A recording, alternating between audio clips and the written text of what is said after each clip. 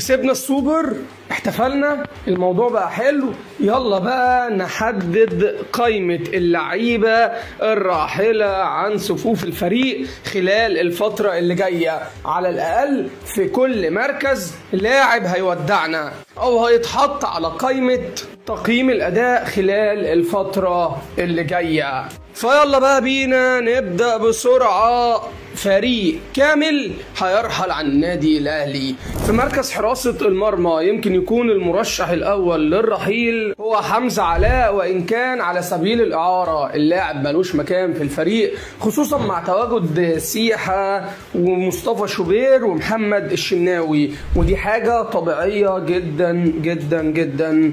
تاني مركز في قلب الدفاع أشرف داري، بيفكروا بشكل كبير جدا إنهم يضحوا بيه، لأن خلاص اللاعب ما بيقدمش اي فايده فنيه، الى جانب ان اصاباته كتيره والفلوس اللي اتعالج بيها اكتر اصلا من الفايده اللي دخلها للنادي. وكل ما مستواه يعلى هوب مره واحده يحصل له حاله من حالات الدروب الاضطراري، وده ادى طبعا للتفكير في التعاقد مع مدافع محلي. اما على مستوى الجبهه اليمين محمد هاني اكيد مكمل، التضحيه ممكن تكون بعمر كمال عبد الواحد، خصوصا وانه برضه مش هيقدم الفايده الفنيه الكبيره، وعلى الرغم من تألقه مع ترب في بدايه توليه المهمة خلال الفترة اللي فاتت، إلا إن اللاعب برضو تحت التقييم أو تحت الاختبار زي ما قلنا في البداية، إن في لعيبة هتمشي وفي لعيبة هتتقيم لحد الصيف اللي جاي. وكده ممكن نقول إن واحد من اللعيبة اللي ممكن تخرج خلال الشتاء اللي جاي في حالة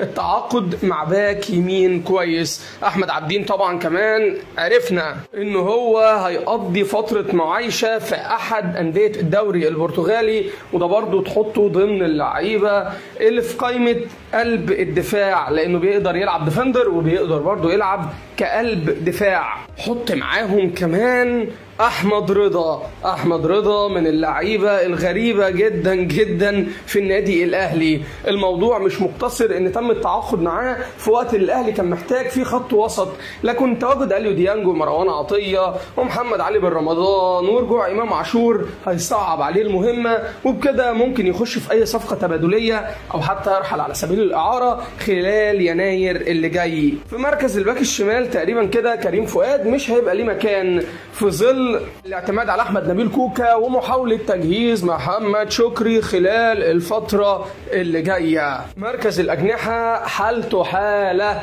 ومحدش لسه عارف مين الاجنحة اللي هتمشي. لعيبة النادي الاهلي على المستوى الهجومي في لعيبة كتيرة جدا جدا، يعني هتجدد لحسين الشحات ولا هيمشي ولا هتركنه دكة ولا هتحطه تحت التقييم لحد نهاية الموسم، وكذلك احمد عبد القادر اللي لسه موضوع تجديده على كف عفريت. الموضوع برضو صعب. اما اخر لاعب بقى هيرحل عن الفريق فاحنا عارفين انه هيكون ناجي جراديشار، اللي الكل دلوقتي مش مقتنع بيه على الرغم من تألقه خلال الفترة اللي فاتت.